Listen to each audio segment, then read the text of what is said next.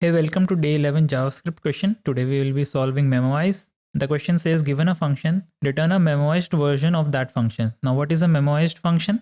It is a function that will never be called twice with the same inputs. Instead, it will return the cached value. Also, it says we can assume that there is possibility of three input functions, that is sum, fib and factorial. Let's look at example. So we have input function as sum. First we call it by passing 2 and 2. We get 4.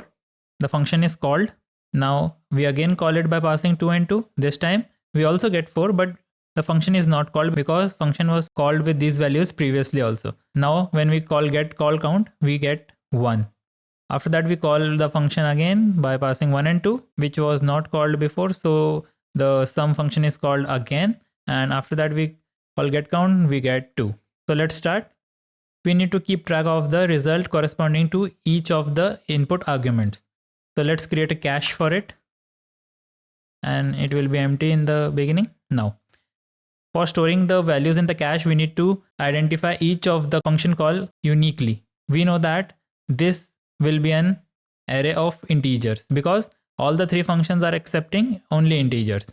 So we can use this as a key. So let's convert it into a string using json.stringify like this.